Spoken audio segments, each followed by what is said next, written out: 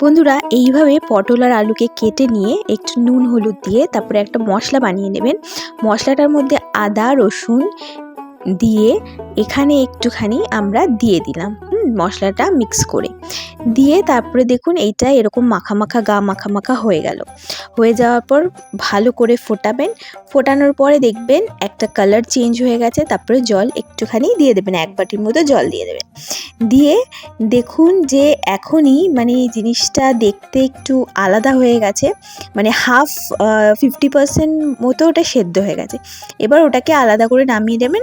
Same কড়াতে চিংড়ি মাছ কটা নেবেন, একটু নুন হলুদ মাখিয়ে নেবেন। এইবার আমরা চিংড়ি মাছটাকে এই কড়াটাতে ভেজে নেব। ঠিক আছে, আমরা একটু বড় সাইজের চিংড়ি মাছ নিয়েছি, আপনারা চাইলে ছোট চিংড়ি নিতে পারেন। তো এইভাবে রান্নাটা করবেন, দেখবেন খেতে ভীষণ ভালো হবে। ভাজা হয়ে গেল, ওই যে কারিটা আমরা বানিয়ে রেখেছি সেটা এখানে দিয়ে দিলাম। দিয়ে এটাকে আমরা ভালো করে কষাবো। আর জানেনই তো কষানোর ওপরেই কিন্তু খাবারের টেস্টটা ডিপেন্ড করে। আমরা সকলেই কিন্তু খুব যত্ন করে রান্না করি, কিন্তু এক একজনের হাতের রান্না আলাদা হয়।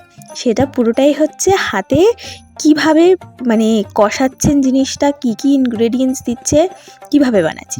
হয়ে গেল আমাদের পটল আলু আর চিংড়ির সুস্বাদু রেসিপি। Like share subscribe